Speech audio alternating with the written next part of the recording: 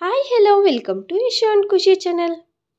ವಿಚ್ಛೇದನೆಯ ನಂತರ ಹೆಂಡತಿ ಆಕೆ ವಿಚ್ಛೇದನೆ ತೆಗೆದುಕೊಂಡ ಗಂಡನಿಗೆ ಫೋನ್ ಮಾಡಿ, ಒಂದು ಸಾರಿ ನಮ್ಮ ಮನೆಗೆ ಬನ್ನಿ, ನಿಮಗೆ ಒಂದು ತೋರಿಸಬೇಕು ಅಂದಳು.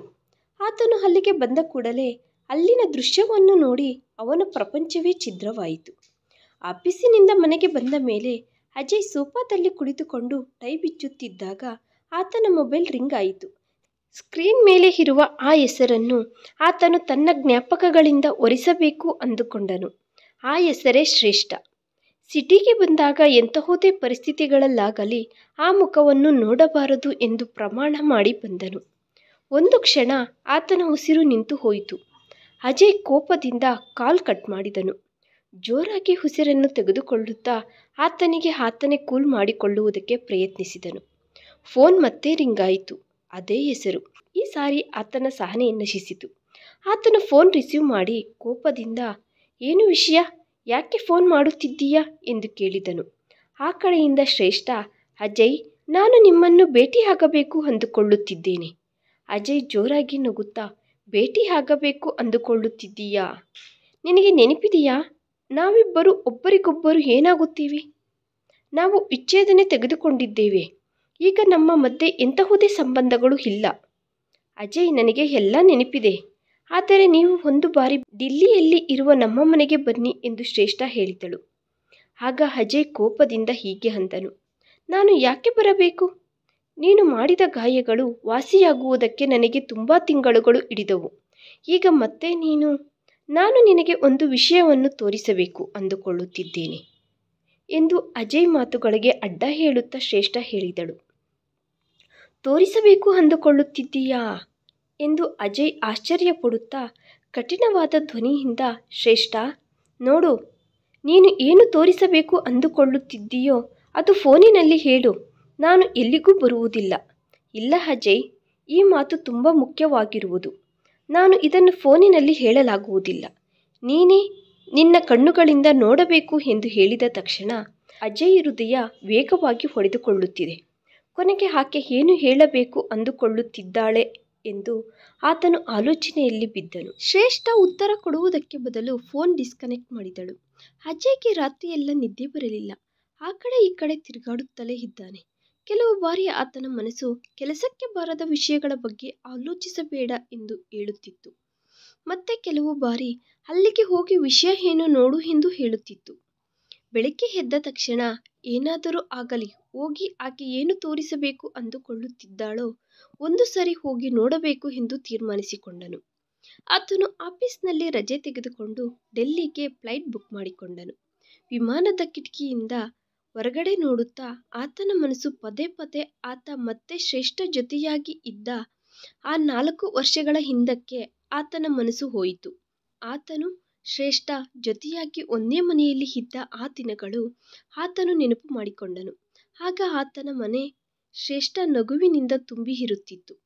ಆಕೆಯ ಕೈಗಳಿಂದ ಮಾಡಿದ ಅಡಿಗೆಯ ವಾಸನೆ ಮನೆಯೆಲ್ಲ ತುಂಬಿ ಹೋಗಿರುತ್ತಿತ್ತು. ಅಜಯ್ ರಾತ್ರಿ ತಡವಾಗಿ ಕೆಲಸದಿಂದ ಬಂದಾಗ ಶ್ರೇಷ್ಠ ಬಾಲ್ಕನಿಯಲ್ಲಿ ಆತನಿಗೋಸ್ಕರ ಎದುರು ನೋಡುತ್ತಾ ಇರುತ್ತಿದ್ದಳು. ಒಬ್ಬರ ಮೇಲೆ ಒಬ್ಬರಿಗೆ ಶ್ರದ್ಧೆ ತೋರಿಸುತ್ತಿತ್ತು. ಪ್ರತಿಯೊಂದು ತುಂಬ ನಿಜಾಯಿತಿಯಾಗಿ ಇರುತ್ತಿತ್ತು.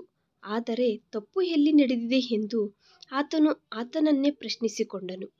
ನಿಜ ಹೇಳಬೇಕೆಂದರೆ ಶ್ರೇಷ್ಠ ತಾಯಿ ಅನಾರೋಗ್ಯದ ನಂತರ ಪ್ರತಿಯೊಂದು ಬದಲಾಯಿತು. ಶ್ರೇಷ್ಠಗೆ ಸೋದರನೂ ಇಲ್ಲ. ಕೆಲವು ವರ್ಷಗಳ ಹಿಂದೆ ಶ್ರೇಷ್ಠ ತಂದೆ ಸಹ ತೀರಿಕೊಂಡನು. ತಾಯಿ ಒಂಟರಿಯಾಗಿ ಇದ್ದಾಳೆ. ಶ್ರೇಷ್ಠ ಆಕೆಗೆ ಏಕೈಕ ಸಂತಾನ. ಆಕೆ ತನ್ನ ತಾಯಿಯನ್ನು ಒಳ್ಳೆಯದು ಕೆಟ್ಟದ್ದು ನೋಡಿಕೊಳ್ಳುವುದಕ್ಕೆ ಕೆಲವು ದಿನಗಳು ಆಕೆ ತನ್ನ ತಾಯಿಯ ಮನೆಗೆ ಹೋದಳು. ಮೊದಲಿನಲ್ಲಿ ಅಜಯ್ ಅಭ್ಯಂತರ ಹೇಳಲಿಲ್ಲ. ಆದರೆ ನಿಧಾನವಾಗಿ ಆತನು ಈ ವಿಷಯದ ಮೇಲೆ ಬೇಸರ ಮಾಡಿಕೊಳ್ಳಲು ಪ್ರಾರಂಭಿಸಿದನು. ಆತನು ಶ್ರೇಷ್ಠವನ್ನು ಮಿಸ್ ಆಗುತ್ತಿದ್ದನು. ಆತನ ಕೋಪ, ಬೇಸರ ಫೋನಿನಲ್ಲಿ ತೋರಿಸುವುದನ್ನು ಶುರು ಮಾಡಿದನು. ಶ್ರೇಷ್ಠ, ನೀನು ಅಲ್ಲಿ ಎಷ್ಟು ದಿನ ಇರುತ್ತೀಯ? ನಿನಗೆ ಇಲ್ಲಿ ಮನೆ ಇದೆ, ನಿನಗೆ ಜವಾಬ್ದಾರಿಗಳು ಇದ್ದಾವೆ. ಅಮ್ಮನ ಪರಿಸ್ಥಿತಿ ಚೆನ್ನಾಗಿಲ್ಲ ಅಜಯ್, ಸ್ವಲ್ಪ ಅರ್ಥ ಮಾಡಿಕೊಳ್ಳುವುದಕ್ಕೆ ಪ್ರಯತ್ನಿಸು ಅಂದಳು. ಶ್ರೇಷ್ಠ ನಿಸ್ಸಹಾಯವಾಗಿ ಇದ್ದಾಳೆ. ಆದರೆ ಆಕೆಯ ಪರಿಸ್ಥಿತಿಯನ್ನು ಅರ್ಥ ಮಾಡಿಕೊಳ್ಳುವುದಕ್ಕೆ ಪ್ರಯತ್ನಿಸುತ್ತಿರಲಿಲ್ಲ ಅಜಯ್. ಅಜಯ್ ಹಠ ಹಿಡಿದಿದ್ದರಿಂದ ಆಕೆ ಅಜಯ್ ಹತ್ತಿರಕ್ಕೆ ಬಂದು ಬಿಟ್ಟಳು. ಆದರೆ ಆಕೆಯ ತಾಯಿಯ ಪರಿಸ್ಥಿತಿ ಈಗಲೂ ಹಾಗೇ ಇದೆ. ಶ್ರೇಷ್ಠ ತನ್ನ ತಾಯಿಯನ್ನು ಆಕೆಯ ಹತ್ತಿರಾನೇ ಇಟ್ಟುಕೊಳ್ಳುವುದರ ಬಗ್ಗೆ ಮಾತನಾಡಿದಾಗ ಅಜಯ್ ಆ ಮಾತಿಗೆ ಉತ್ತರ ಕೊಡದೆ ಆ ಮಾತನ್ನು ದಾಟಿಬಿಡುತ್ತಿದ್ದನು. ಆ ಸಮಯದಲ್ಲಿ ಆಕೆ ರವಿಯಿಂದ ಸಹಾಯ ತೆಗೆದುಕೊಳ್ಳಬೇಕೆಂದು ಕೋರಿಕೊಂಡಳು. ಶ್ರೇಷ್ಠ ಆತನನ್ನು ಒಬ್ಬ ಅಣ್ಣನಾಗಿ ಭಾವಿಸುತ್ತಿದ್ದಳು. ಅವರು ವಾಸಿಸುತ್ತಿರುವ ಬೀದಿಯಲ್ಲಿಯೇ ರವಿ ಇರುತ್ತಿದ್ದನು. ಆತನು ತುಂಬ ಒಳ್ಳೆಯವನು. ಆಕೆಯ ತಾಯಿಯ ಮೆಡಿಸಿನ್ನಿಂದ ಹಿಡಿದು ಡಾಕ್ಟರ್ಗೆ ತೋರಿಸುವ ತನಕ ಪ್ರತಿಯೊಂದರಲ್ಲೂ ಆತನು ಆಕೆಗೆ ಸಹಾಯ ಮಾಡುತ್ತಿದ್ದಾನೆ. ಶ್ರೇಷ್ಠ ಪ್ರತಿದಿನಾನೂ ಆತನಿಗೆ ಫೋನ್ ಮಾಡುತ್ತಿದ್ದಳು. ಆದ್ದರಿಂದ ಅಜಯ್ ಮನಸ್ಸಿನಲ್ಲಿ ಸಂದೇಹ ಅನ್ನುವ ಹುಳು ಬೆಳೆಯಲು ಪ್ರಾರಂಭವಾಯಿತು. ಆತನ ಹೆಂಡತಿಗೆ ಇನ್ನೊಬ್ಬ ಪುರುಷನು ಸಹಾಯ ಮಾಡುತ್ತಿದ್ದಾನೆ ಅನ್ನುವ ವಿಷಯವನ್ನು ಅಜಯ್ನ ಪುರುಷ ಅಹಂಕಾರ ಅಂಗೀಕರಿಸಲಾಗಲಿಲ್ಲ. ಶ್ರೇಷ್ಠ ಆತನಿಂದ ಏನೋ ಬಚ್ಚಿಡುತ್ತಿದ್ದಾಳೆ ಎಂದು ಆತನಿಗೆ ಅನಿಸಲು ಶುರುವಾಯಿತು. ಮರುದಿನ ರವಿ ಆಕೆಯ ಜೊತೆ ಮಾತನಾಡುತ್ತಿದ್ದಾಗ ಶ್ರೇಷ್ಠ ತಾಯಿಯ ಪರಿಸ್ಥಿತಿ ಮತ್ತೆ ಕ್ಷೀಣಿಸಿದೆ ಎಂದು ಆಕೆಗೆ ತಿಳಿಯಿತು. ಆದ್ದರಿಂದ ಶ್ರೇಷ್ಠ ಮತ್ತೆ ತನ್ನ ತಾಯಿಯ ಹತ್ತಿರಕ್ಕೆ ಬಂದು ಬಿಟ್ಟಳು. ಅಜಯ್ ಅನುಮಾನ ಈಗ ಗೆದ್ದಲಿನ ಹುಳುವಿನಂತೆ ಬದಲಾಗಿದೆ. ಅದು ನಿಧಾನವಾಗಿ ಅವರ ಪ್ರೀತಿಯ ಬಲವಾದ ಬುನಾದಿಯನ್ನು ಕದಲಿಸಿಬಿಟ್ಟಿದೆ. ಆತನು ಯಾವಾಗ ಕಾಲ್ ಮಾಡಿದರೂ ಒಬ್ಬ ಡಿಟೆಕ್ಟಿವ್ನಂತೆ ಎಲ್ಲ ವಿಚಾರಿಸುತ್ತಿದ್ದನು. ಒಂದು ದಿನ ರಾತ್ರಿ 11 ಗಂಟೆ ಸಮಯದಲ್ಲಿ ಅಜಯ್ ಶ್ರೇಷ್ಠಗೆ ಫೋನ್ ಮಾಡಿದನು. ಆಗ ಫೋನ್ ಬ್ಯುಸಿ ಎಂದು ಬಂದಿತು. 2 ನಿಮಿಷಗಳ ನಂತರ ಆತನು ಮತ್ತೆ ಕಾಲ್ ಮಾಡಿದ. ಆಗ ಸಹ ಬ್ಯುಸಿ ಎಂದು ಬಂದಿತು. ಆತನ ಎದೆಯಲ್ಲಿ ಬೆಂಕಿ ಉರಿಯಲು ಶುರುವಾಯಿತು. ನಿರಂತರವಾಗಿ 15 ನಿಮಿಷಗಳು ಪ್ರಯತ್ನಿಸಿದ ನಂತರ ಫೋನ್ ಕನೆಕ್ಟ್ ಆಯಿತು. ಆಗ ಅಜಯ್ ಕೋಪದಿಂದ, ಶ್ರೇಷ್ಠ, ಯಾರ ಜೊತೆ ಅಷ್ಟೊತ್ತಿನಿಂದ ಮಾತನಾಡುತ್ತಿದ್ದೀಯಾ? ಅದು ಅರ್ಧರಾತ್ರಿ.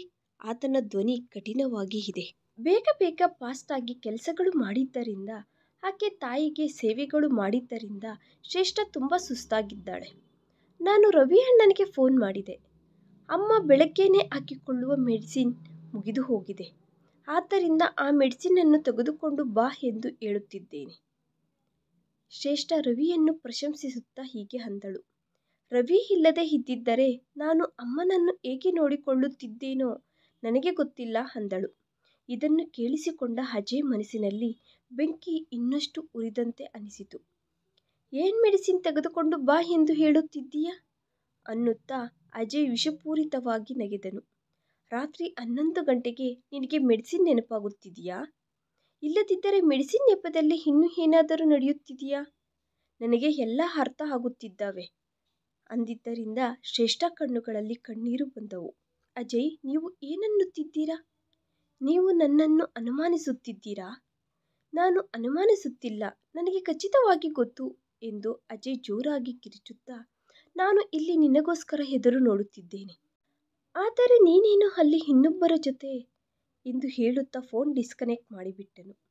ಆ ರಾತ್ರಿ ಶ್ರೇಷ್ಠಗೆ ನಿದ್ದೆ ಬರಲಿಲ್ಲ. ಆಕೆ ತನ್ನ ಗಂಡನ ಪ್ರೀತಿಯ ಮೇಲೆ ಎಷ್ಟೋ ಗರ್ವದಿಂದ ಇದ್ದಳು. ಆದರೆ ಈ ದಿನ ತನ್ನ ಗಂಡ ಆಕೆಯ ವ್ಯಕ್ತಿತ್ವದ ಮೇಲೆ ಮಚ್ಚೆ ಹಾಕಿದನು. ಅದನ್ನು ಒರೆಸುವುದು ಅಸಾಧ್ಯ. ಮರುದಿನ ಅಜಯ್ ಆಕೆಗೆ ಹೇಳದೇನೆ ಶ್ರೇಷ್ಠ ತಾಯಿಯ ಮನೆಗೆ ಬಂದನು. ಆಕೆಯನ್ನು ರೆಡ್ ಹ್ಯಾಂಡ್ ಆಗಿ ಹಿಡಿದುಕೊಳ್ಳಬೇಕೆಂದು ಅಂದುಕೊಂಡನು. ಆಕೆಗೆ ಹೇಳದೆ ಶ್ರೇಷ್ಠ ತಾಯಿಯ ಮನೆಗೆ ಬಂದನು. ಆತನು ಅಲ್ಲಿಗೆ ಬಂದಾಗ ಬಾಗಿಲು ತೆಗೆದು ಇದೆ. ಆತನು ಹೆಜ್ಜೆ ಮನೆಯೊಳಗಡೆ ಇಟ್ಟ ತಕ್ಷಣ ಆತನ ಕಾಲುಗಳ ಕೆಳಗಡೆ ಭೂಮಿ ಕದಿಲಿದಂತಾಯಿತು. ಆತನಿಗೆ ಎದುರುಗಡೆ ಶ್ರೇಷ್ಠ ಸೋಫಾದಲ್ಲಿ ಕುಳಿತುಕೊಂಡು ಇದ್ದಾಳೆ. ಆಕೆಯ ಪಕ್ಕದಲ್ಲಿ ಸೋಫಾದಲ್ಲಿ ರವಿ ಕುಳಿತುಕೊಂಡು ಇದ್ದಾನೆ. ಶ್ರೇಷ್ಠ ಕೈಯಲ್ಲಿ ಟೀ ಕಪ್ ಇದೆ. ಆಕೆ ರವಿಯ ಜೊತೆ ಏನೋ ಮಾತನಾಡುತ್ತಾ ಇದ್ದಾಳೆ. ಇಬ್ಬರೂ ಅಜಯನ್ನು ನೋಡಿ ಆಶ್ಚರ್ಯಪಟ್ಟರು. ರವಿ ಗೌರವವಾಗಿ ಎದ್ದು ನಿಂತುಕೊಂಡು ನಮಸ್ತೆ ಭಾವನವರೇ ಅಂದನು. ಆದರೆ ಅಜಯ್ ಕಣ್ಣುಗಳಲ್ಲಿ ಬೆಂಕಿ ಇದೆ. ಆತನು ರವಿಯನ್ನು ಇರಿಸಿಕೊಳ್ಳಲಿಲ್ಲ. ಆತನು ಶ್ರೇಷ್ಠ ಕಡೆಗೆ ತಿರುಗಿ, ಇದೇನಾ ನಿನ್ನ ತಾಯಿಯ ಅನಾರೋಗ್ಯದ ಹಿಂದೆ ಇರುವ ನಾಟಕ? ಆತನ ಧ್ವನಿ ದ್ವೇಷದಿಂದ ನಡುಗುತ್ತಿದೆ. ಇದೇನಾ ನಿನ್ನ ಸೇವೆ? ನನ್ನ ಹಿಂದೆ ಇದೆಲ್ಲ ನಡೆಯುತ್ತಿದ್ದಾವಾ? ಆದ್ದರಿಂದ ಶ್ರೇಷ್ಠ ಮುಖ ಬಾಡಿ ಹೋಯಿತು.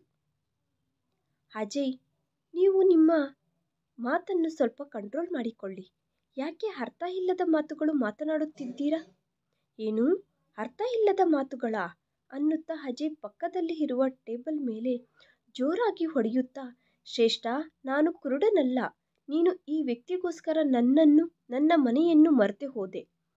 ಈ ದಿನ ನೀನು ಆತನ ಜೊತೆ ಸೇರಿ ಇಲ್ಲಿ ಎಂಜಾಯ್ ಮಾಡುತ್ತಿದ್ದೀಯ. ಈ ಮಾತುಗಳು ಶ್ರೇಷ್ಠ ಆತ್ಮಗೌರವ ನಾಶ ಮಾಡುವುದಕ್ಕೆ ಸರಿ ಹೋಗುತ್ತದೆ. ಈಗ ಆಕೆಯ ಧ್ವನಿಯಲ್ಲಿ ಬಾಧೆ ಇಲ್ಲ, ಆದರೆ ದ್ವೇಷ ಇದೆ. ಛೀ ಅಜಯ್, ನಿನ್ನ ಆಲೋಚನೆಗಳು ತುಂಬ ನೀಚವಾಗಿ ಇದ್ದಾವೆ. ನಾನು ಯಾವಾಗಲೂ ಹೀಗೆ ಆಲೋಚಿಸಲಿಲ್ಲ. ಈ ವ್ಯಕ್ತಿ ನನಗೆ ಒಬ್ಬ ಅಣ್ಣನಂತೆ ಕಷ್ಟದ ಸಮಯದಲ್ಲಿ ನನಗೆ ಜೊತೆಯಾಗಿ ನಿಂತಿದ್ದಾನೆ. ಅಂತಹ ವ್ಯಕ್ತಿಯ ಜೊತೆ ನನಗೆ ಅಕ್ರಮ ಸಂಬಂಧವನ್ನು ಕಟ್ಟುತ್ತಿದ್ದಿ. ನೀನು ಹೀಗೆ ಆಲೋಚಿಸುತ್ತಿರುವುದಕ್ಕೆ ನನಗೆ ತುಂಬ ಬೇಸರ ಆಗುತ್ತಿದೆ ಎಂದು ಹೇಳುತ್ತಾ ಶ್ರೇಷ್ಠ ಧ್ವನಿ ನಡುಗುತ್ತಿದೆ.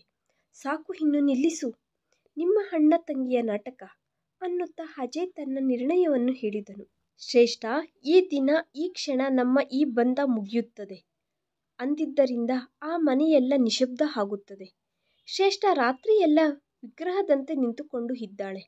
ಸರಿ ಎಂದು ಮಾತ್ರನೇ ಉತ್ತರ ಕೊಟ್ಟಳು. ಈ ಸುಂಟರ ಗಾಳಿಯ ಮಧ್ಯದಲ್ಲಿ ಆತ ಸಿಲುಕಿಕೊಂಡಂತೆ ಅನಿಸಿತು ರವಿಗೆ. ಆತನು ನಿಧಾನವಾಗಿ, ಭಾವನವರೇ, ನೀವು ತಪ್ಪಾಗಿ ಅರ್ಥ ಮಾಡಿಕೊಳ್ಳುತ್ತಿದ್ದೀರಾ. ಶ್ರೇಷ್ಠ ನನಗೆ ತಂಗಿಯ ತರಹ, ನೀನು ಬಾಯಿ ಮುಚ್ಚಿಕೊಂಡು ಇರು ಅನ್ನುತ್ತಾ ಅಜಯ್ ಆತನ ಕಡೆಗೆ ತಿರುಗಿದನು. ಆತನನ್ನು ಸಜೀವವಾಗಿಯೇ ಅಗಿದು ನುಂಗುವ ಹಾಗೆ ನೋಡುತ್ತಾ, ನಿನ್ನಿಂದ ನನ್ನ ಮನೆ ನಾಶ ಆಗುತ್ತಿದೆ, ನೀನು ನನಗೆ ಹೇಳುತ್ತಿದ್ದೀಯಾ? ನಂತರ ರೂಮಿನೊಳಗಡೆಯಿಂದ ಶ್ರೇಷ್ಠ ತಾಯಿಯ ಬಲಹೀನವಾದ ಧ್ವನಿ ಕೇಳಿಸಿತು. ಅಮ್ಮ ಶ್ರೇಷ್ಠ, ಏನು ನಡೆಯುತ್ತಿದೆ? ಯಾರು ಕಿರುಚಾಡುತ್ತಿದ್ದಾರೆ? ಶ್ರೇಷ್ಠ ಕಣ್ಣುಗಳಲ್ಲಿ ಬರುತ್ತಿರುವ ಕಣ್ಣೀರು ಅಕಸ್ಮಾತ್ತಾಗಿ ನಿಂತು ಹೋದವು. ಈಗ ತನ್ನ ಧ್ವನಿಯಲ್ಲಿ ನೋವು ಇಲ್ಲ, ಒಂದು ಕಲ್ಲಿನ ತರಹದ ದೃಢತ್ವ ಇದೆ. ಶ್ರೇಷ್ಠ ಅಜಯ್ ಕಣ್ಣುಗಳ ಒಳಗಡೆ ಕಣ್ಣಿಟ್ಟು ನೋಡುತ್ತಾ, ಈಗ ಏನು ವಿವರಿಸಬೇಕಾದ ಅವಸರ ಇಲ್ಲ ರವಿ ಅಣ್ಣ, ಸತ್ಯವನ್ನು ನೋಡದೆ ಇರುವವರೆಗೆ ನಾವು ಏನು ನಿರೂಪಿಸಲಾಗುವುದಿಲ್ಲ ಅಂದಳು. ಶ್ರೇಷ್ಠ ಅಳುತ್ತಾಳೆಂದು, ಕೇಳಿಕೊಳ್ಳುತ್ತಾಳೆಂದು, ಹೇಗಾದರೂ ಆತನನ್ನು ಒಪ್ಪಿಸುವುದಕ್ಕೆ ಪ್ರಯತ್ನಿಸುತ್ತಾಳೆ ಎಂದು ಅಜಯ್ ಅಂದುಕೊಂಡನು. ಆದರೆ ಆಕೆಯ ಕಣ್ಣುಗಳಲ್ಲಿ ಕಾಣಿಸುವ ದ್ವೇಷ ಅಜಯ್ ಅಹಂಕಾರವನ್ನು ಇನ್ನಷ್ಟು ರೊಚ್ಚಿಗೆಬ್ಬಿಸಿತು.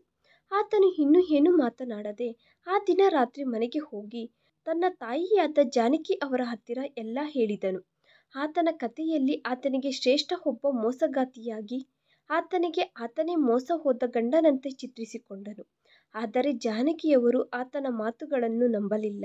ಅಜಯ್ ಕೋಪದಿಂದ ತೆಗೆದುಕೊಂಡ ನಿರ್ಣಯಗಳು ಯಾವಾಗಲೂ ತಪ್ಪಾಗುತ್ತವೆ. ಶ್ರೇಷ್ಠ ಅಂತಹ ಹುಡುಗಿ ಅಲ್ಲ. ನೀನು ಒಂದು ಸಾರಿ ಪ್ರಶಾಂತವಾದ ಮನಸ್ಸಿನಿಂದ ಆಲೋಚಿಸು. ಅಮ್ಮ, ಆಲೋಚಿಸುವುದಕ್ಕೆ ಇನ್ನು ಏನೂ ಉಳಿದಿಲ್ಲ. ನಾನು ನನ್ನ ಕಣ್ಣಾರೆ ನೋಡಿದೆ. ಈಗ ಈ ಮನೆಯಲ್ಲಿ ನಾನು ಇರಬೇಕಾ, ಇಲ್ಲದಿದ್ದರೆ ನಿನಗೆ ಇಷ್ಟವಾದ ನಿನ್ನ ಸೊಸೆ ಇರಬೇಕಾ? ಮರುದಿನ ಜಾನಕಿಯವರು ಶ್ರೇಷ್ಠಗೆ ಫೋನ್ ಮಾಡಿ, ತಾಯಿ, ನಿನ್ನ ಸಂಸಾರವನ್ನು ನಾಶ ಮಾಡಿಕೊಳ್ಳಬೇಡ. ಅಜಯ್ ಹುಚ್ಚನಾಗಿ ಬಿಟ್ಟಿದ್ದಾನೆ. ನೀನು ಬುದ್ಧಿವಂತಳು, ದಯವಿಟ್ಟು ನೀನು ಒಂದು ಸಾರಿ ಇಲ್ಲಿಗೆ ಬಾ, ಎಲ್ಲ ಚೆನ್ನಾಗಿರುತ್ತದೆ. ಫೋನಿನಲ್ಲಿ ಮಾತನಾಡುತ್ತಿರುವ ಶ್ರೇಷ್ಠ ಸ್ವಲ್ಪ ಹೊತ್ತು ಮೌನವಾಗಿ ಇದ್ದು ನಂತರ ಹೀಗೆ ಹೇಳಿದಳು. ಅತ್ತೆ, ಈ ಬಂಧವನ್ನು ಮುಂದುವರಿಸುವುದರಿಂದ ನಾನೇನು ಪಡೆಯಬಲ್ಲೆ? ಆತನು ನನ್ನ ವ್ಯಕ್ತಿತ್ವವನ್ನು ಪ್ರಶ್ನಿಸಿದನು. ಪ್ರತಿದಿನ ನನ್ನ ಆತ್ಮಾಭಿಮಾನಕ್ಕೆ ಧಕ್ಕೆ ತಂದರೆ ನಾನು ಸಹಿಸಲಾರೆ. ಈಗ ನಾನು ಯಾವ ವಿಷಯದಲ್ಲೂ ಹೊಂದಿಕೊಂಡು ಹೋಗುವುದಿಲ್ಲ. ಎರಡು ಕುಟುಂಬದವರು ಈ ಬಂಧವನ್ನು ಕಾಪಾಡುವುದಕ್ಕೆ ತಮ್ಮ ಶಕ್ತಿಗೆ ಮೀರಿ ಪ್ರಯತ್ನಿಸಿದರು. ಆದರೆ ಅಜಯ್ ತನ್ನ ಅಹಂಕಾರದಲ್ಲಿ ಹಾಗೂ ಶ್ರೇಷ್ಠ ತನ್ನ ಆತ್ಮಾಭಿಮಾನದ ಹೋರಾಟದಲ್ಲಿ ಹಠದಿಂದ ಇದ್ದಾರೆ. ಅವರು ಕೊನೆಯದಾಗಿ ಕೋರ್ಟಿನಲ್ಲಿ ಭೇಟಿಯಾದರು. ಅವರ ಮಾರ್ಗಗಳು ಶಾಶ್ವತವಾಗಿ ಬೇರೆಯಾದವು. ಅವರು 1000 ಪ್ರಮಾಣಗಳು ಮಾಡಿಕೊಂಡು ಈ ಬಂಧವನ್ನು ಗಟ್ಟಿ ಮಾಡಿಕೊಂಡರು. ಆದರೆ ಒಂದು ಕ್ಷಣದಲ್ಲಿ ನ್ಯಾಯಬದ್ಧವಾಗಿ ಎಲ್ಲ ಮುಗಿದು ಹೋಯಿತು. ಆನಂತರ ಅಜಯ್ ಶಾಶ್ವತವಾಗಿ ಬೆಂಗಳೂರಿಗೆ ಹೊರಟು ಹೋದನು. ಇಂದಿನ ಜೀವನದಲ್ಲಿ ಸೋತು ಹೋದರೂ ಅಜಯ್ ಕಿವಿಯಲ್ಲಿ ಒಂದು ಧ್ವನಿ ಪ್ರತಿಧ್ವನಿಸಿತು. Ladies and gentleman, we are about to land in Delhi. Delhi ಏರ್ಪೋರ್ಟ್ನಲ್ಲಿ ಇಳಿದ ನಂತರ ಅಜಯ್ ಆತನು ಮೊದಲೇ ಬುಕ್ ಮಾಡಿಕೊಂಡ ಕಾರಿನ ಕಡೆಗೆ ನಡೆದನು. ಡ್ರೈವರ್ ಡೋರ್ ಓಪನ್ ಮಾಡಿದನು. ಅಜಯ್ ಒಬ್ಬ ರಾಜನಂತೆ ಹಿಂದುಗಡೆ ಸೀಟಿನಲ್ಲಿ ಕುಳಿತುಕೊಂಡನು. ಆತನು ತನ್ನ ಕೈಯಲ್ಲಿರುವ ದುಬಾರಿಯಾದ ವಾಚನ್ನು ನೋಡಿಕೊಂಡನು. ಕನ್ನಡಿಯಲ್ಲಿ ತನ್ನ ಮುಖವನ್ನು ನೋಡಿಕೊಂಡು ತನ್ನಲ್ಲಿ ತಾನು ನಗೆದುಕೊಂಡನು. ಶ್ರೇಷ್ಠ ಆಕೆ ಏನ್ ಕಳೆದುಕೊಂಡಿದ್ದಾಳೋ ಈ ದಿನ ನೋಡುತ್ತಾಳೆ. ಆಕೆ ಇಲ್ಲದಿದ್ದರೂ ಸಹ ಅಜಯ್ ಎಷ್ಟು ದೊಡ್ಡ ವ್ಯಕ್ತಿಯಾಗಿ ಬದಲಾಗಿದ್ದಾನೆ ಅನ್ನುವುದು ಆತನ ಮುಖದ ಮೇಲೆ ಒಂದು ಸುಳ್ಳಿನ ಆತ್ಮವಿಶ್ವಾಸವನ್ನು ಅಂಟಿಸಿಕೊಂಡಿದ್ದಾನೆ. ಶ್ರೇಷ್ಠ ತನ್ನ ಮೊಬೈಲ್ನಿಂದ ಕಳುಹಿಸಿದ್ದ ಅಡ್ರೆಸ್ ಅನ್ನು ನೋಡಿದನು. ಆ ಅಡ್ರೆಸ್ಸು ಹೊಸದು. ಅಂದರೆ ಮೇಡಮ್ ಅವರು ಇರುತ್ತಿರುವ ಮನೆಯನ್ನು ಸಹ ಬದಲಾಯಿಸಿ ಬಿಟ್ಟಿದ್ದಾಳೆ ಎಂದು ಅಜಯ್ ಮನಸ್ಸಿನಲ್ಲಿ ದುಃಖ ಜಾಸ್ತಿಯಾಯಿತು. ಬಹುಶಃ ಬಾಡಿಗೆಗೆ ಒಂದು ಮನೆಯನ್ನು ತೆಗೆದುಕೊಂಡು ಇರುತ್ತಾಳೆ. ಇಲ್ಲದಿದ್ದರೆ ಆಕೆಗೆ ಏನು ಮಾಡುವ ಸಾಮರ್ಥ್ಯ ಇದೆ ಎಂದು ಆತನ ಮನಸ್ಸಿನಲ್ಲಿ ಆತನು ಅಂದುಕೊಂಡನು. ಟ್ಯಾಕ್ಸಿ ಹೋಗಿ ತುಂಬ ಕಾಸ್ಟ್ಲಿಯಾದ ಏರಿಯಾದಲ್ಲಿ ಅದ್ಭುತವಾದ 3 ಅಂತಸ್ತಿನ ಬಿಲ್ಡಿಂಗ್ ಮುಂದೆ ನಿಂತುಕೊಂಡಿತು. ಮನೆಗೆ ಹೊರಗಡೆ ಶ್ರೇಷ್ಠ ಕಿಚನ್ ಅನ್ನುವ ಒಂದು ಅಂದವಾದ ದೊಡ್ಡ ಬೋರ್ಡ್ ಇದೆ. ಅಜಯ್ ಒಂದು ಕ್ಷಣ ಆಶ್ಚರ್ಯಪಟ್ಟರು.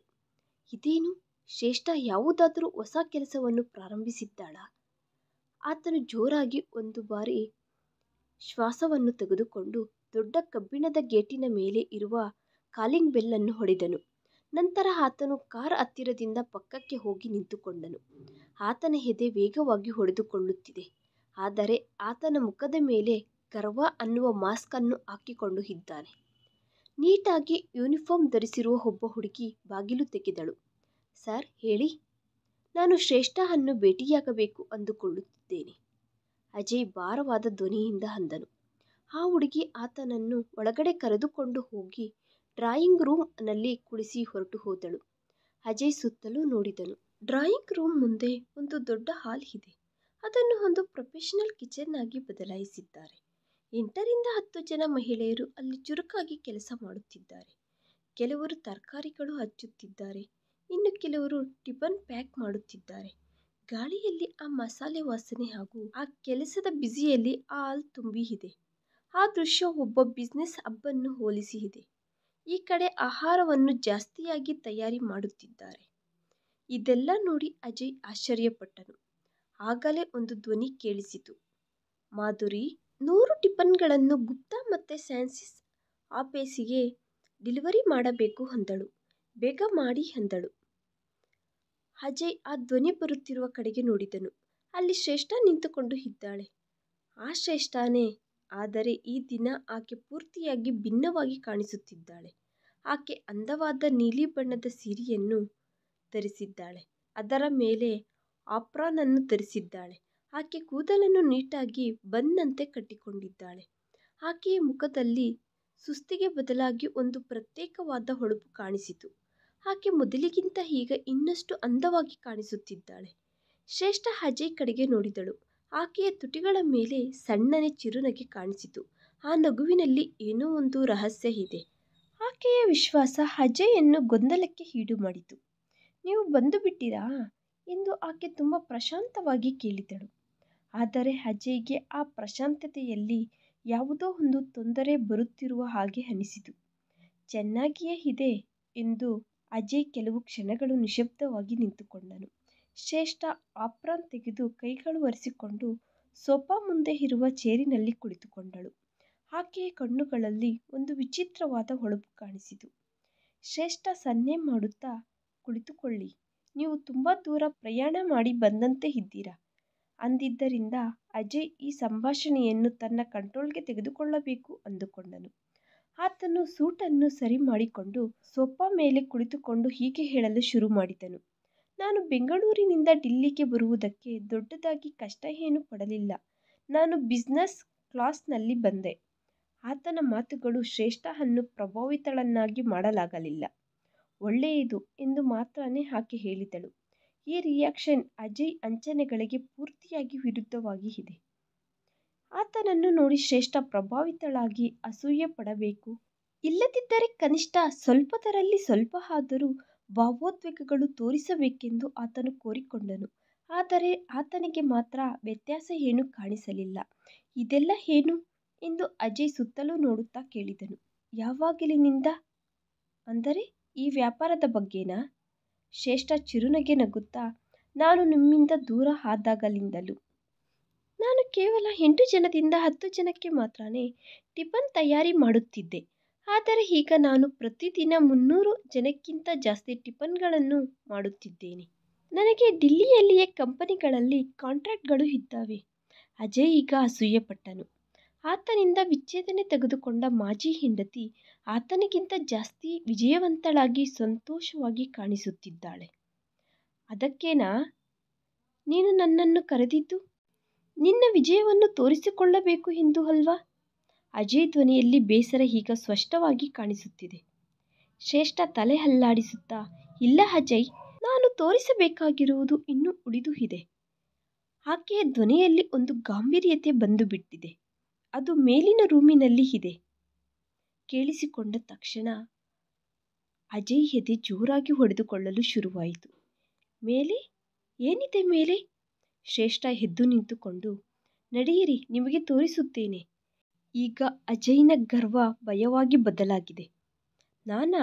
ಇಲ್ಲ ಇಲ್ಲ, ನನಗೆ ಇಲ್ಲೇ ಚೆನ್ನಾಗಿದೆ ಎಂದು ಸಂಕೋಚ ಪಡುತ್ತಾ ಹೀಗೆ ಹೇಳಿದನು. ನೀವು ಏನು ಮಾತನಾಡಬೇಕು ಅಂದುಕೊಳ್ಳುತ್ತಿದ್ದೀರೋ ಅದು ಇಲ್ಲೇ ಮಾತನಾಡಿ, ನಾನು ಮೇಲಕ್ಕೆ ಬರುವುದಿಲ್ಲ.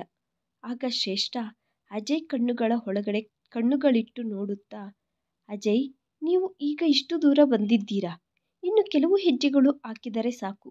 ಈ ದಿನ ನಾನು ನಿಮಗೆ ಏನು ತೋರಿಸುತ್ತೀನೋ ಅದನ್ನು ನೋಡಿದ ನಂತರ ಬಹುಶಃ ನಿಮ್ಮ ಸಂಪಾದನೆ, ನಿಮ್ಮ ದೊಡ್ಡತನ ಮತ್ತೆ ನಿಮ್ಮ ಐಶ್ವರ್ಯಗಳು ಎಲ್ಲ ಅರ್ಥರಹಿತವಾಗಿ ಅನಿಸಬಹುದು. ಶ್ರೇಷ್ಠ ಬಾಗಿಲಿನ ಕಡೆಗೆ ಸನ್ನೆ ಮಾಡುತ್ತಾ, ಬನ್ನಿ ನನ್ನ ಜೊತೆ ಅಂದಳು. ಅಜಯ್ ಎದೆ ಇನ್ನೂ ಜೋರಾಗಿ ಒಡೆದುಕೊಳ್ಳುತ್ತಿದೆ. ಶ್ರೇಷ್ಠ ಧ್ವನಿಯಲ್ಲಿ ನೀತಿ ನಿಜಾಯಿತಿ ಕಾಣಿಸಿತು.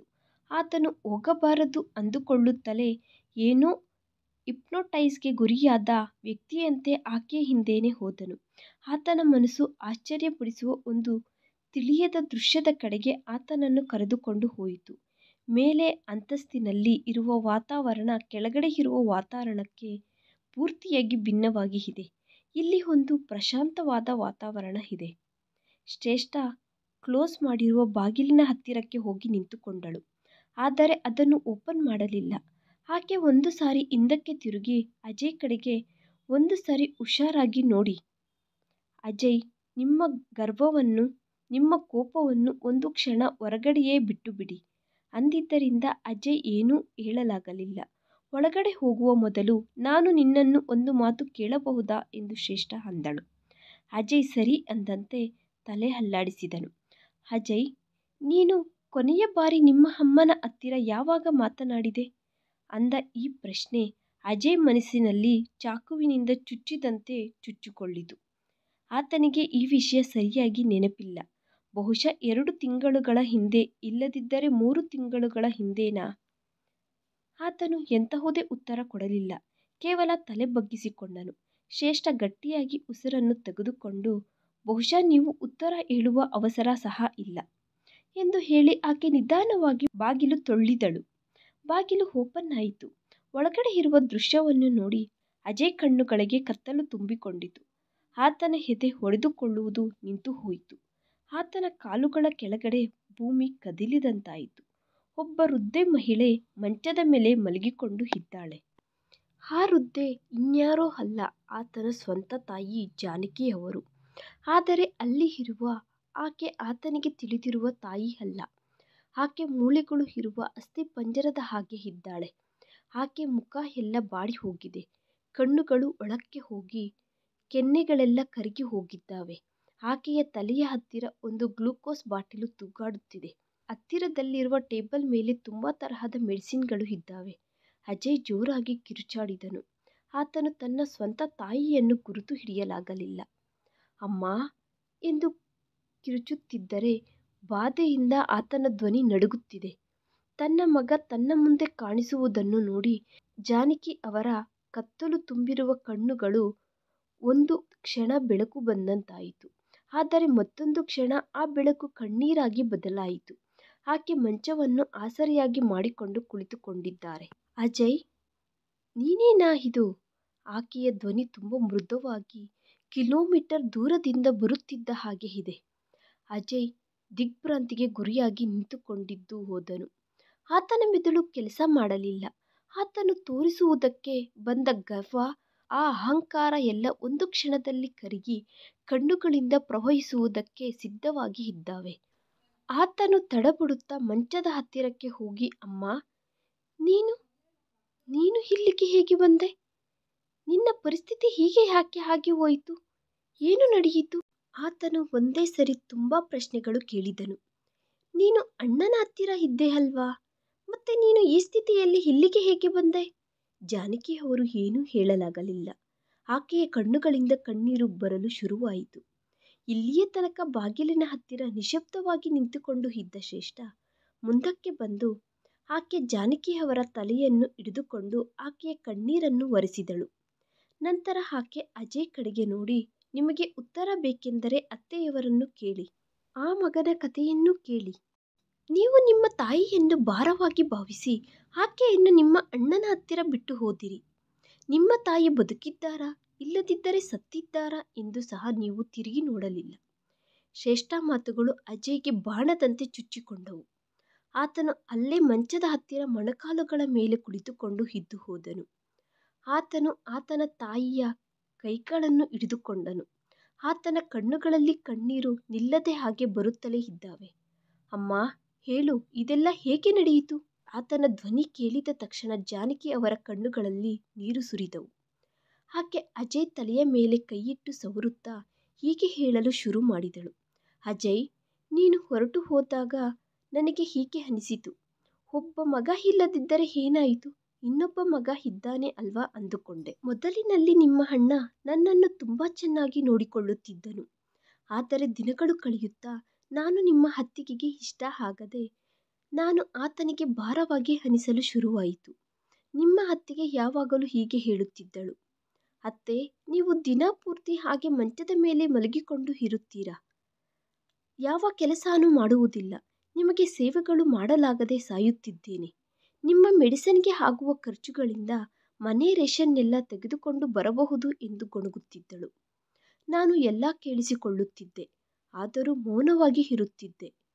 ನಾನು ಹೀಗೆ ಆಲೋಚಿಸುತ್ತಿದ್ದೆ, ಈಗ ಇದೇ ನನ್ನ ಮನೆ, ನಾನು ಎಲ್ಲಿಗೆ ಅಂತ ಹೋಗಲಿ?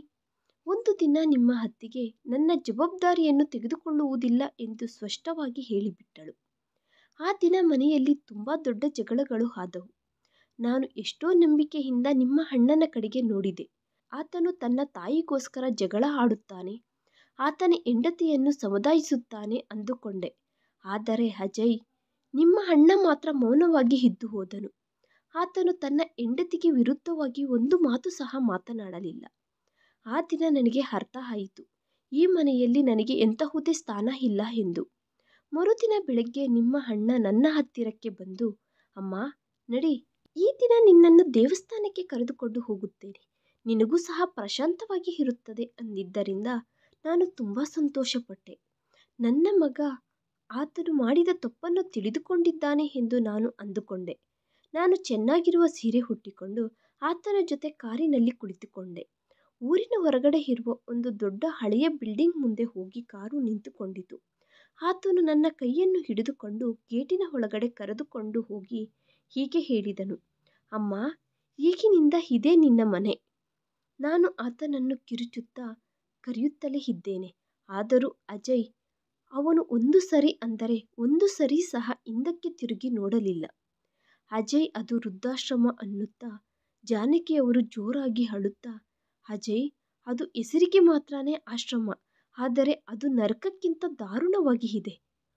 ಒಣಗಿ ಹೋಗಿರುವ ರೊಟ್ಟಿಗಳು, ಅಪರಿಶುಭ್ರವಾದ ಮಂಚಗಳು, ಪ್ರತಿಯೊಂದು ಜಾಗದಲ್ಲೂ ನನ್ನಂತೆ ದುರದೃಷ್ಟವಂತರಾದ ತಂದೆ ತಾಯಿಯರು, ಸ್ವಂತ ಮಕ್ಕಳು ಇದ್ದರೂ ಅವರು ಅನಾಥರಾಗಿದ್ದಾರೆ. 2 ಹೊತ್ತು ಊಟ ಸಹ ಏನೋ ಭಿಕ್ಷಕರಿಗೆ ಹಾಕಿದಂತೆ ಹಾಕುತ್ತಿದ್ದರು. ನಾನು ಅಲ್ಲಿ ಇರಲು ನನ್ನಿಂದ ಆಗಲಿಲ್ಲ.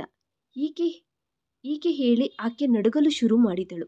ಆಕೆಯ ಗಂಟಲು ಬಾಧೆಯಿಂದ ಬಲಹೀನವಾಗಿ ಆಗಿ ಹೋಗಿದೆ. ಆಕೆ ಮತ್ತೆ ಹೀಗೆ ಹೇಳುತ್ತಾ, ಒಂದು ದಿನ ರಾತ್ರಿ ಯಾರಿಗೂ ತಿಳಿಯದಂತೆ ನಾನು ಅಲ್ಲಿಂದ ಓಡಿ ಬಂದು ಬಿಟ್ಟೆ. ನಾನು ರೋಡಿನ ಮೇಲೆ ದಾಹದಿಂದ ಹಸುವಿನಿಂದ ಆ ಕಡೆ ಈ ಕಡೆ ತಿರುಗಾಡುತ್ತಾ ಇದ್ದೆ. ಎಲ್ಲಿಗೆ ಹೋಗಬೇಕು ನನಗೆ ಅರ್ಥ ಆಗಲಿಲ್ಲ.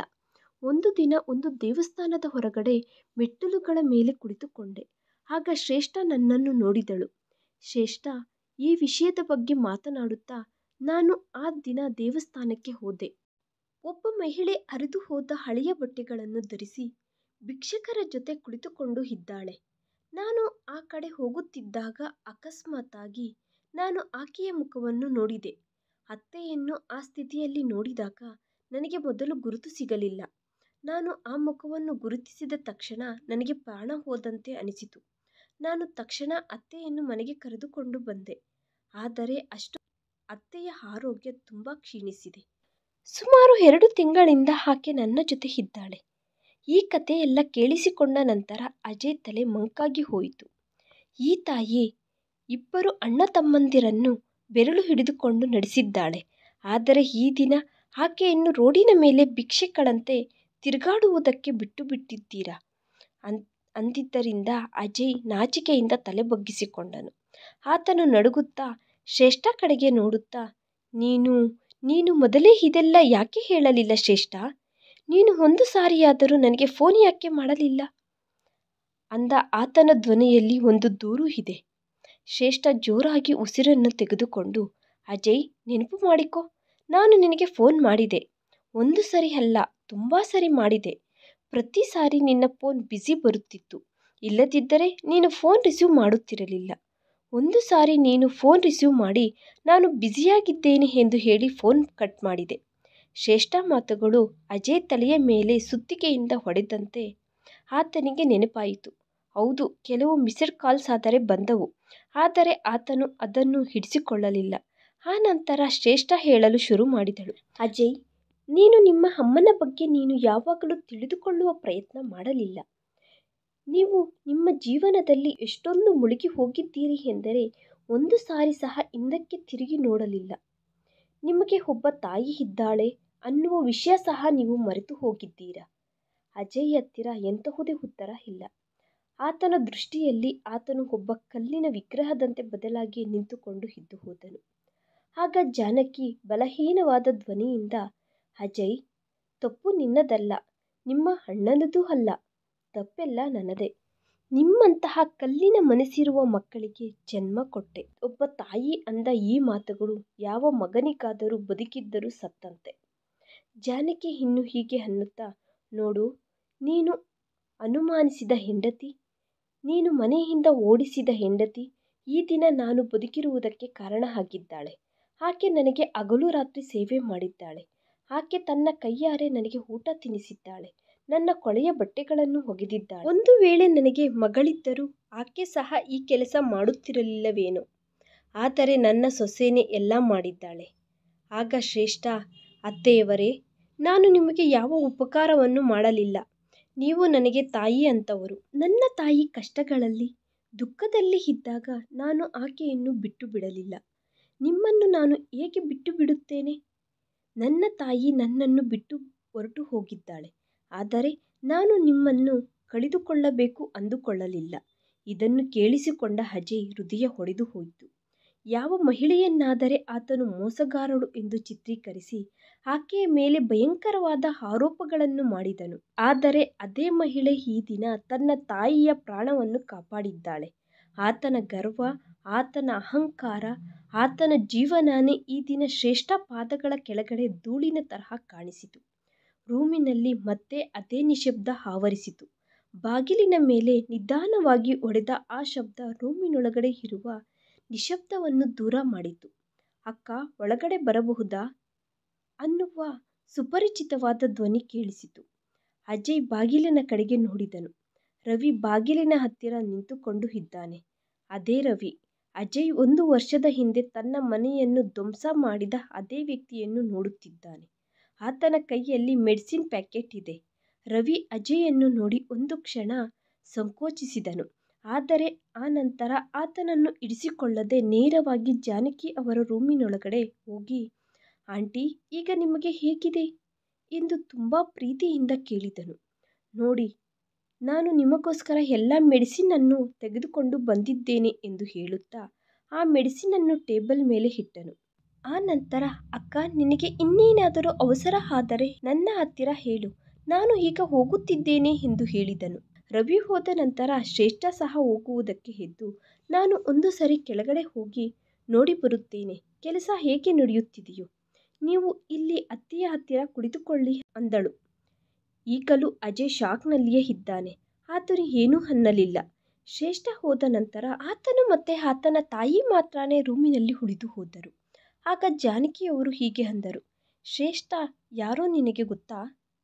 ಅಜಯ್, ಆಕೆ ವಜ್ರ, ಕೊಹಿನೂರ್ ವಜ್ರ. ಮತ್ತೆ ನೀನು ದುರದೃಷ್ಟವಂತನು. ವಜ್ರವನ್ನು ನೋಡಿ ಒಂದು ಗಾಜಿನ ಚೂರು ಎಂದು ಭಾವಿಸಿ ರೋಡಿನ ಮೇಲೆ ಬಿಸಾಡಿದೆ. ಆದರೆ ಅಮ್ಮ ಅನ್ನುತ್ತಾ ಅಜಯ್ ಏನೋ ಹೇಳಲು ಹೋದಾಗ ಜಾನಕಿಯವರು ಬಾಯಿ ಮುಚ್ಚಿಕೋ ಎಂದು ಜೋರಾಗಿ ಕಿರುಚಿದಳು. ನನಗೆ ಎಲ್ಲ ಗೊತ್ತು. ಆಕೆ ಅವರ ಅಮ್ಮನಿಗೆ ಸೇವೆ ಮಾಡಿಕೊಳ್ಳುವುದಕ್ಕೆ ತನ್ನ ಹತ್ತಿರಕ್ಕೆ ಕರೆದುಕೊಂಡು ಬರಬೇಕು ಅಂದುಕೊಂಡಳು. ಆದರೆ ನೀನು ಆಕೆಯನ್ನು ನಿರಾಕರಿಸಿದೆ.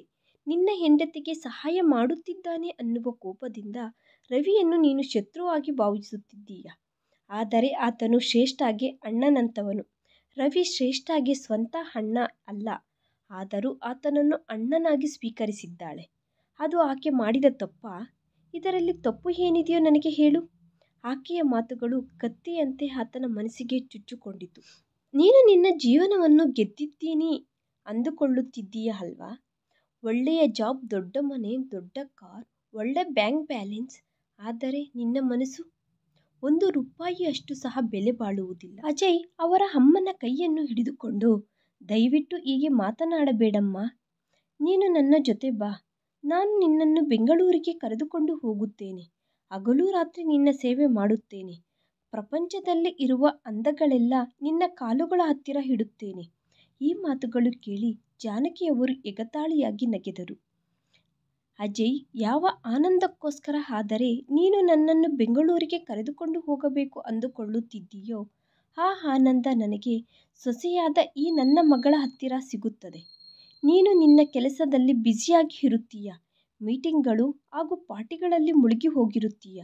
ನಾನು ಅಂತಹ ದೊಡ್ಡ ಮನೆಯಲ್ಲಿ ಒಬ್ಬಳೇ ಒಂದು ಮೂಲೆಯಲ್ಲಿ ಇದ್ದು ನಿನಗೋಸ್ಕರ ಕಾಯುತ್ತಾ ಎದುರು ನೋಡುತ್ತಾ ಇರಬೇಕು.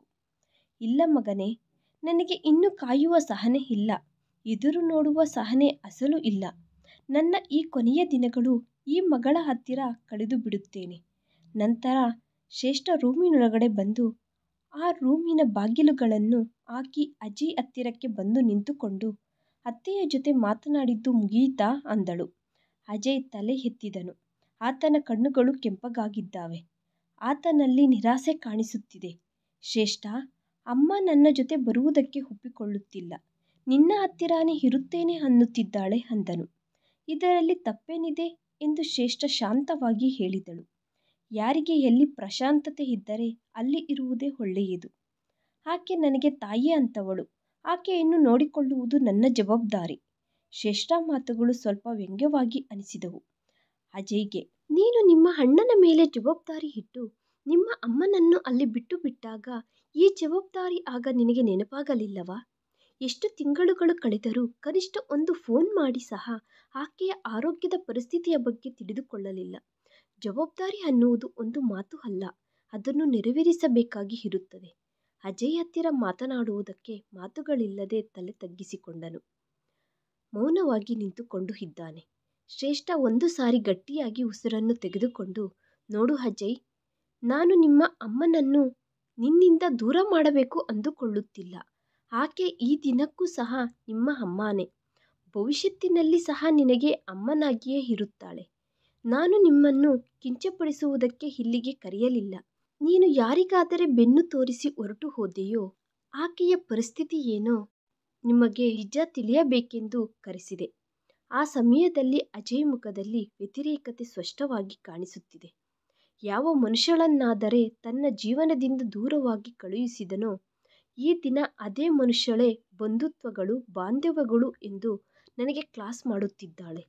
ಅಜಯ್ ಮನೆಯಿಂದ ಹೊರಗಡೆ ಬರುವ ಸಮಯಕ್ಕೆ ಕತ್ತಲಾಗಿ ಹೋಗಿದೆ. ಆತನು ಕಾರ್ ಹತ್ತಿ ಡ್ರೈವರನ್ನು ಹತ್ತಿರದಲ್ಲಿರುವ ಹೋಟೆಲ್ಗೆ ಹೋಗು ಎಂದು ಹೇಳಿದನು. ವಿಶ್ರಾಂತಿಗೋಸ್ಕರ ಮಂಚದ ಮೇಲೆ ಮಲಗಿಕೊಂಡನು. ರೂಮಿನ ನಿಶಬ್ದ ಆತನನ್ನು ಪ್ರಶಾಂತವಾಗಿ ಇಡಲಿಲ್ಲ. ಮಾತು ಮಾತಿಗೂ ಆತನ ಕಣ್ಣುಗಳ ಮುಂದೆ ತಾಯಿಯ ನಿಸ್ಸಹಾಯಕ ಮುಖ ಕಾಣಿಸುತ್ತಾ ಇದೆ. ಶ್ರೇಷ್ಠ ಅಂದುಕೊಂಡರೆ ಜಾನಕಿ ಅವರನ್ನು ನೋಡದಂತೆ ಹೊರಟು ಹೋಗುತ್ತಿದ್ದಳು. ಇಲ್ಲದಿದ್ದರೆ ಅವರ ಅಣ್ಣನಿಗೆ ಹೇಳಿದ್ದರೆ ಆತನು ಬಂದು ಕರೆದುಕೊಂಡು ಹೋಗುತ್ತಿದ್ದನು. ಆದರೆ ಆಕೆ ಹಾಗೆ ಮಾಡಲಿಲ್ಲ. ಆಕೆ ಒಬ್ಬ ಒಂಟರಿ ಮಹಿಳೆ ಆಗಿದ್ದು ತನ್ನ ಅತ್ತೆಯನ್ನು ಮನೆಗೆ ಕರೆದುಕೊಂಡು ಬಂದಿದ್ದಾಳೆ. ಅಷ್ಟೇ ಅಲ್ಲದೆ ಒಬ್ಬ ಮಗಳಾಗಿ ಜವಾಬ್ದಾರಿಯನ್ನು ನೆರವೇರಿಸಿದಳು. ಆತನು ಶ್ರೇಷ್ಠ ಮೇಲೆ ಹಾಕಿದ ನಿಂದನೆಗಳೆಲ್ಲ ಸುಳ್ಳು. ರವಿ ಆಕೆಯ ದೃಷ್ಟಿಯಲ್ಲಿ ಒಳ್ಳೆಯ ವ್ಯಕ್ತಿತ್ವ ಹೊಂದಿರುವ ವ್ಯಕ್ತಿ ಎಂದು ಆಲೋಚಿಸುತ್ತಾ ಎದ್ದು ಕಿಟಕಿ ಹತ್ತಿರಕ್ಕೆ ಹೋಗಿ ನಿಂತುಕೊಂಡನು. ಸಿಟಿಯೆಲ್ಲ ಕಾಂತಿಯುತವಾಗಿ ಕಾಣಿಸುತ್ತಾ ಇದೆ. ಆದರೆ ಅಜಯ್ಗೆ ಆತನು ಪ್ರಪಂಚದಲ್ಲಿ ಒಬ್ಬಂಟಿ. ಹಾಗೂ ಎಲ್ಲ ಕಳೆದುಕೊಂಡವನಂತೆ ಅನಿಸುತ್ತಿದೆ. ಆತನು ತನ್ನ ಜೀವನದಲ್ಲಿ ಏನು ಪಡೆದನು? ಹಣ, ಗೌರವ, ಒಂಟಿಯಾಗಿ ಇರುವ ಒಂದು ದೊಡ್ಡ ಮನೆ ಮತ್ತು ಸ್ವಾರ್ಥ ಇಲ್ಲದೆ ಪ್ರೀತಿಸುವ ಒಬ್ಬ ಹೆಂಡತಿಯನ್ನು ಹಾಗೂ ಎಲ್ಲದಕ್ಕಿಂತ ಹೆಚ್ಚು ತನ್ನ ಆತ್ಮಗೌರವವನ್ನು ಕಳೆದುಕೊಂಡನು. ಆತನು ಕಳೆದುಕೊಂಡ ಕಾಲಕ್ಕೆ ಮತ್ತು ಭವಿಷ್ಯತ್ತಿಗೆ ಆತನ ಆಲೋಚನೆಗಳು ಗೊಂದಲಕ್ಕೆ ಈಡು ಮಾಡುತ್ತಿದೆ.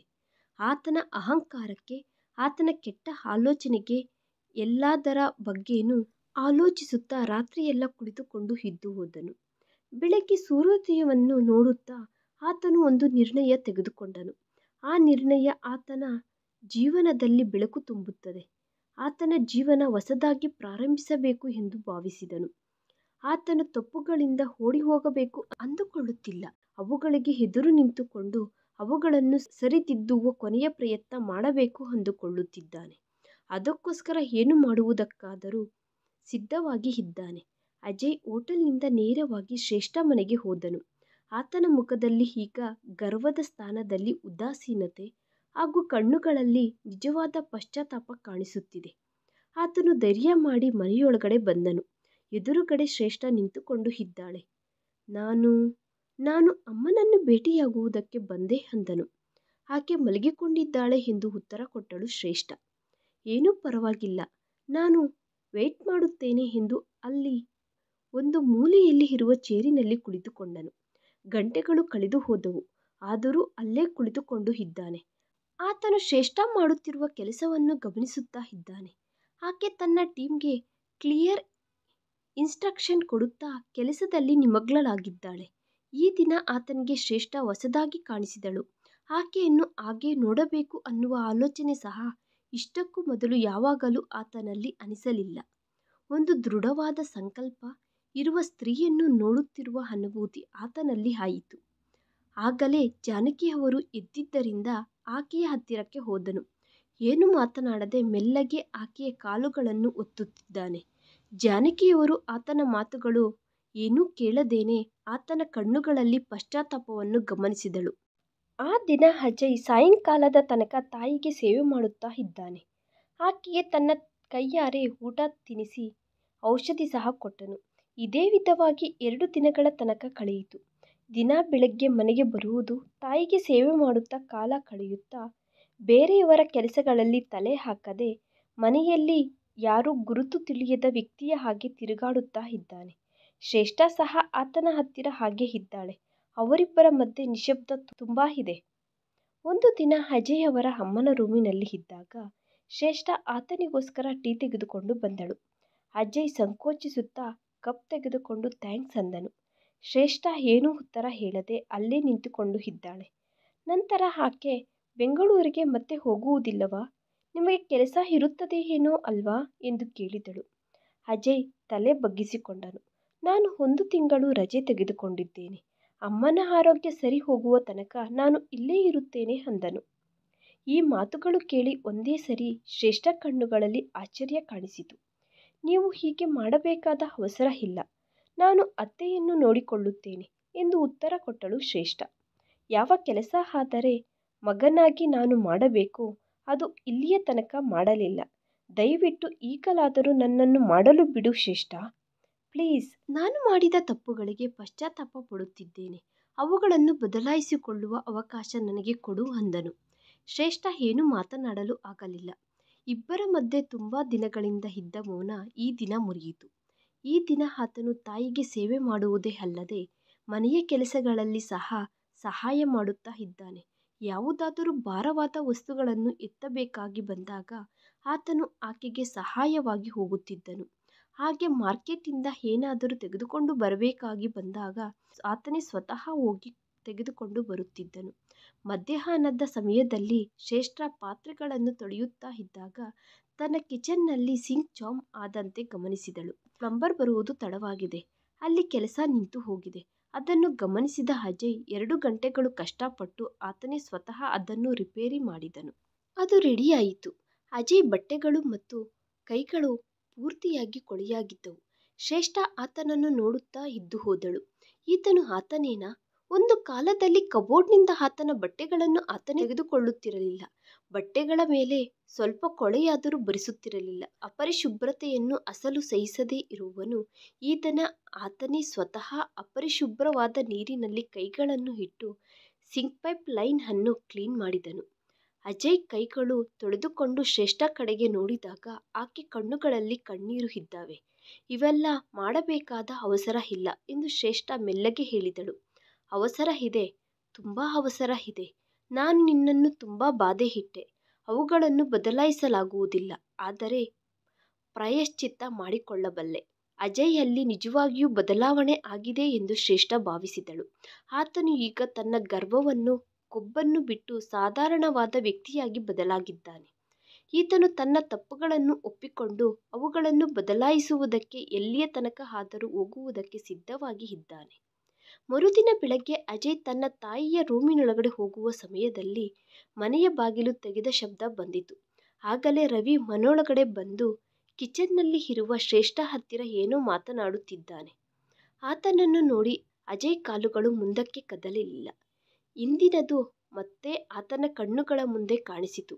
ಅಜಯ್ ಎಷ್ಟೋ ಧೈರ್ಯ ಮಾಡಿ, ರವಿ, ನಿನ್ನ ಹತ್ತಿರ 2 ನಿಮಿಷ ಮಾತನಾಡಬಹುದಾ ಅಂದನು. ರವಿ ಮತ್ತೆ ಶ್ರೇಷ್ಠ ಇಬ್ಬರೂ ಆಶ್ಚರ್ಯಪಟ್ಟು ಒಬ್ಬರನ್ನೊಬ್ಬರು ನೋಡಿಕೊಂಡರು. ರವಿ ನಿಧಾನವಾಗಿ ಡ್ರಾಯಿಂಗ್ ರೂಮಿನೊಳಗಡೆ ಬಂದನು. ಅಜಯ್ ಆತನ ಮುಂದೆ ನಿಂತುಕೊಂಡು, ನನಗೆ ಗೊತ್ತು, ಕ್ಷಮಾಪಣೆಗಳನ್ನು ಕೋರುವುದರಿಂದ ನಾನು ಮಾಡಿದ ತಪ್ಪು ಅಳಿಸಿ ಹೋಗುವುದಿಲ್ಲ.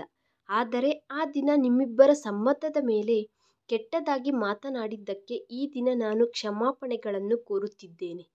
ಅಜಯ್ ತಲೆಯನ್ನು ಮೇಲಕ್ಕೆತ್ತಿ ರವಿ ಕಣ್ಣುಗಳ ಒಳಗಡೆ ನೋಡುತ್ತಾ, ನಿನ್ನ ಮೇಲೆ ಅಷ್ಟೊಂದು ದಾರುಣವಾದ ಆರೋಪ ಮಾಡಿದೆ.